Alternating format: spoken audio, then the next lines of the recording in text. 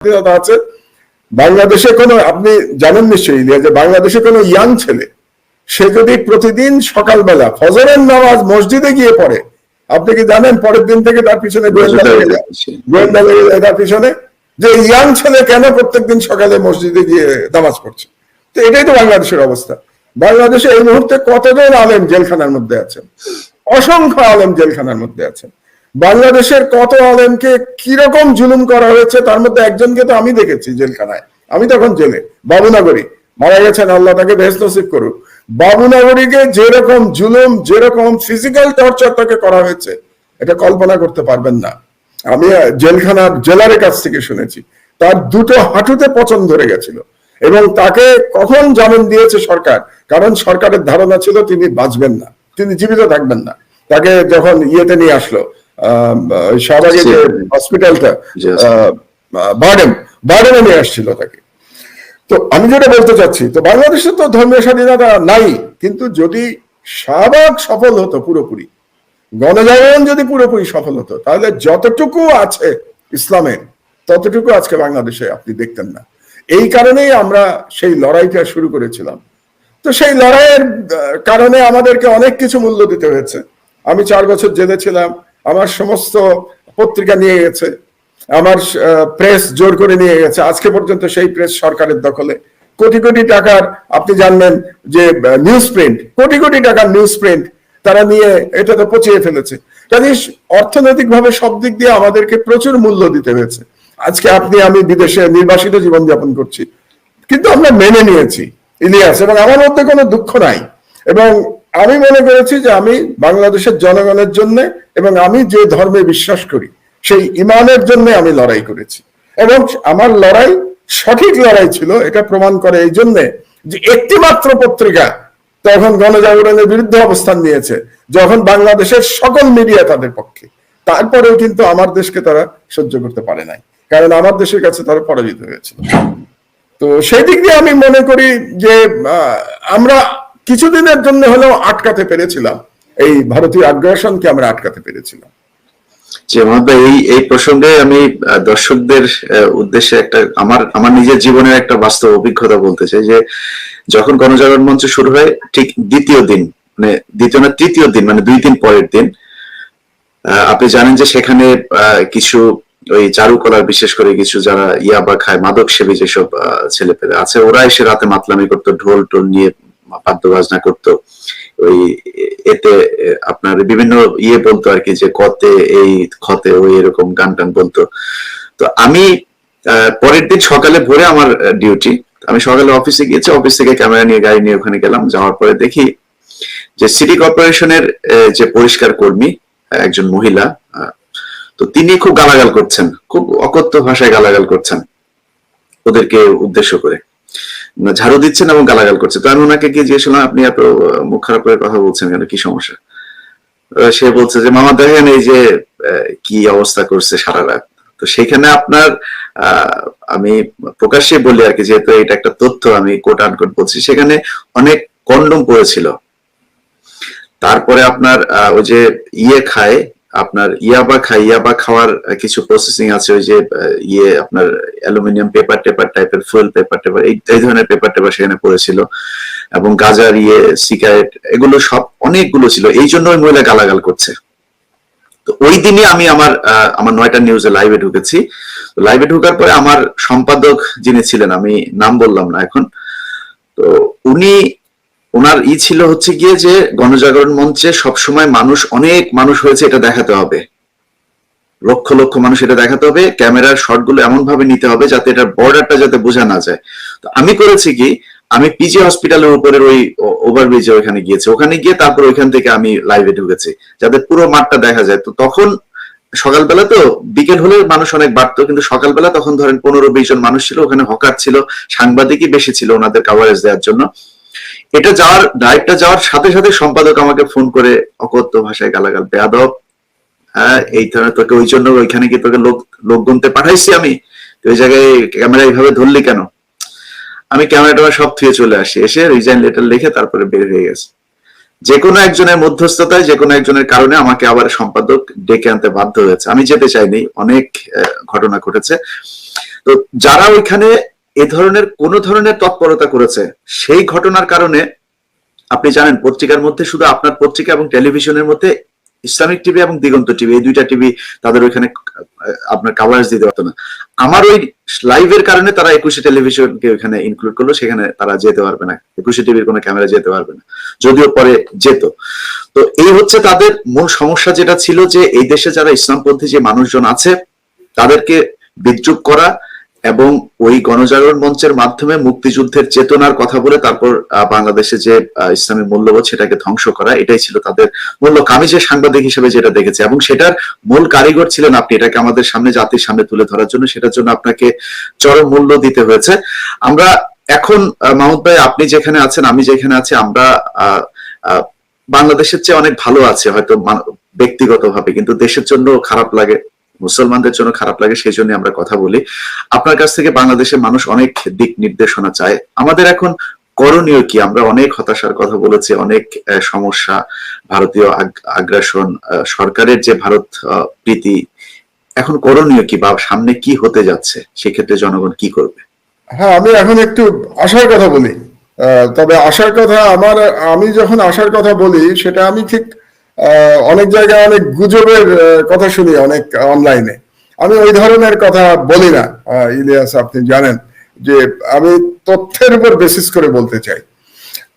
প্রথম আশার কথাটা আমি বলছি যে শেখ হাসিনার পক্ষে 2018 এবং 2014 মতো আরেকটি ফার্সিক্যাল ইলেকশন, তামাশার নির্বাচন করা সম্ভব হবে বলে আমি বিশ্বাস করি না।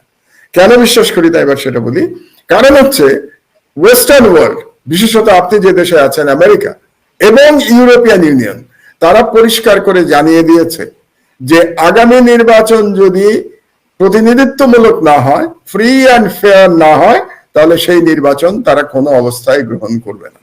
এখন যারা সমালোচক বা আমাদের সমালোচক বা অন্য পক্ষের লোক, তারা বলতে পারে তারা গ্রহণ করলো না, কি যায় আসে? যায় আসে এই কারণে যে বাংলাদেশের যে গার্মেন্টস এর গল্প এরা করে, এই যে রপ্তানির যে গল্প করে, এই রপ্তানি কোথায় হয়? রপ্তানি ভারতে হয় না এই রপ্তানি চীনে হয়?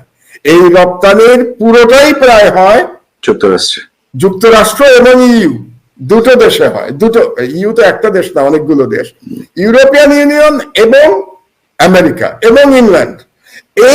ইংল্যান্ড ইউ থেকে বেরিয়ে গেছে, এই জন্য আমি ইংল্যান্ডের নামটা নিলাম। এই তিনটা জায়গায় বাংলাদেশের সকল এক্সপোর্ট হয়। কাজেই শেখ হাসিনা এই পাত্তা দেবে না, পাত্তা না দিয়ে আরেকটি এই ধরনের নির্বাচন করে ফেলবে, এটা আমি বিশ্বাস করি না। এবং যদি সে এরকম কোনো চেষ্টা করে, তাহলে আপনি নিশ্চিত থাকতে পারেন যে বাংলাদেশের ইকোনমিক স্যাংশন হবে। এখন স্যাংশন কি হয়েছে? এখন স্যাংশন হয়েছে কয়েকজন আর্মি অফিসারের উপরে, পুলিশের আইজির উপরে, র্যাবের উপরে স্যাংশন হয়েছে। তখন কিন্তু স্যাংশন হবে বাংলাদেশের ইকোনমির উপরে। কাজে আজকে যারা অনেক টাকা পয়সার মালিক, যারা চুরি করে না, যারা চুরি করে মালিক তাদের কথা আলাদা, আমি বলছি যারা ব্যবসা করে মালিক, যারা গার্মেন্টস এর মালিক, তাদের জন্য কিন্তু খুব দুর্দিন আসবে। আমি বলে দিলাম আপনাদেরকে, যদি শেখ হাসিনা এরকম কোন পদক্ষেপ নেয় 2014 এবং 2018 মতো আরেকটি তামাশার নির্বাচন করে, সেখানে সমস্যাটা কোথায় বলি আপনাকে? সমস্যাটা হচ্ছে যে শেখ হাসিনাকে বৈধতা দিতে পারে একমাত্র বিরোধী দল।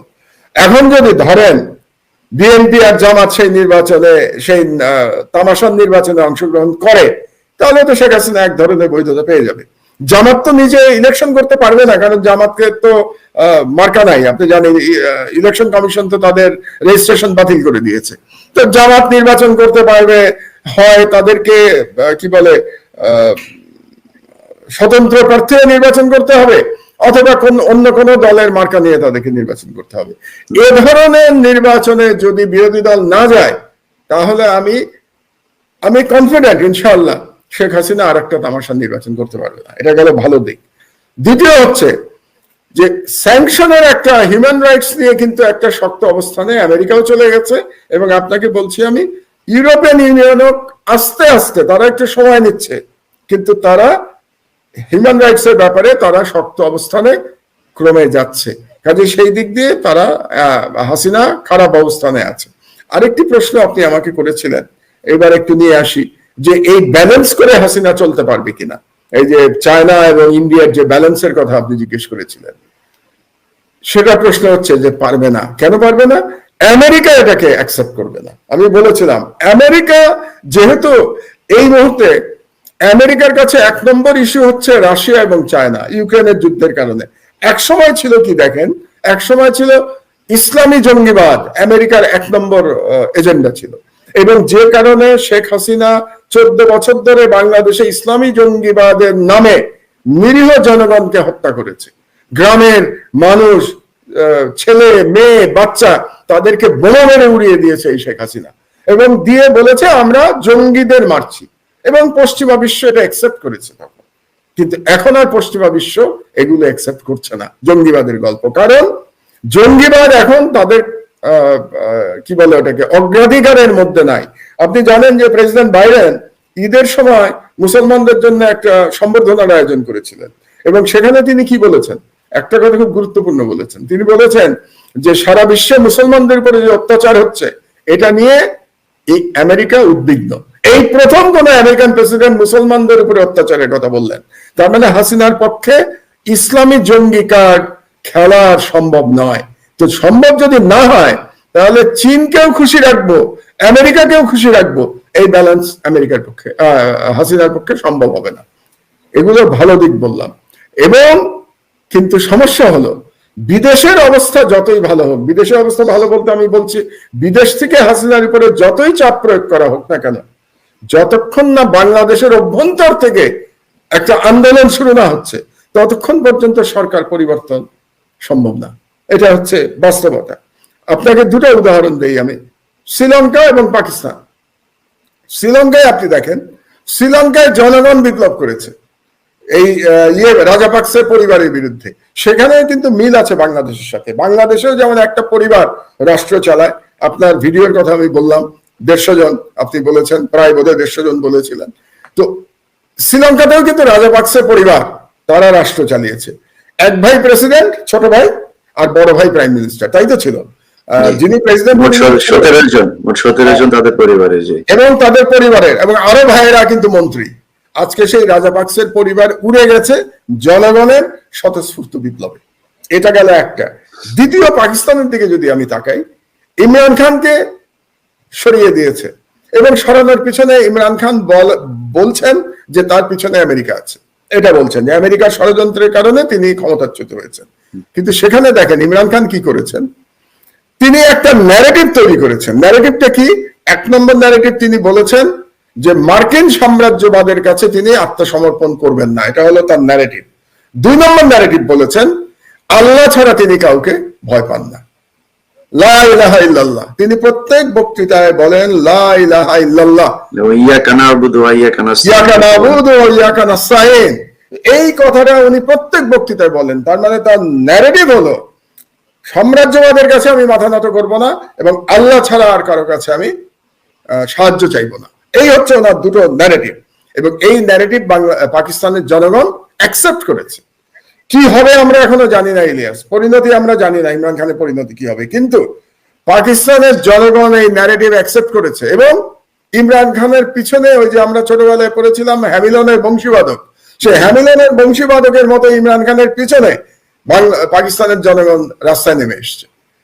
তো আমি যেটা বলতে চাচ্ছি যে সুতরাং একটা আন্দোলন আপনাকে দেশে করতে হবে, দেশে যেভাবেই করেন, সেটা শ্রীলঙ্কার মডেলে হোক যে জনগণ স্বতঃস্ফূর্ত ভাবে আন্দোলন করছে, অথবা পাকিস্তানের মতো ইমরান খান একটা ন্যারেটিভ নিয়ে এসছে। এখন আমি জানি না বিএনপির যারা নেতা কিংবা বিরোধী দলের নেতা তাদের ন্যারেটিভ কি হবে, কিন্তু একই ন্যারেটিভ আমাদেরও। কিন্তু কেন আমাদের ন্যারেটিভ বলি, ইমরান খান কি বলছে, মার্কিন সাম্রাজ্যবাদ সে মানে না। আমরা তো বলছি আমরা ভারতীয় আধিপত্যবাদ মানি না, তাই না? আমরা তো বলছি ভারতীয় আধিপত্যবাদ, হিন্দুত্ববাদের অধীনে 90% মুসলমান থাকতে পারে না ইলিয়াস। বাংলাদেশের 90% মুসলমান হিন্দুত্ববাদের অধীনে সারেন্ডার করতে পারে না। এই কথাটা আমাদেরকে বলতে হবে তো জোর করে। আমরা তো 90% মুসলমান হই নাই হিন্দুত্ববাদের কাছে সারেন্ডার করবার জন্য, তাদের দেবদেবী মেনে নেওয়ার জন্য তো আমি মুসলমান হই নাই, আমি মানতে পারি না এটা। 1 2 নম্বর, আল্লাহ ছাড়া আমি আর কারো কাছে সাহায্য চাইবো না। এটা বলে যদি রাস্তায় নামা যায় বাংলাদেশে, ইলিয়াস, আমি বিশ্বাস করি এই সরকার 3 মাসের বেশি ক্ষমতায় থাকতে পারবে না। কারণটা হচ্ছে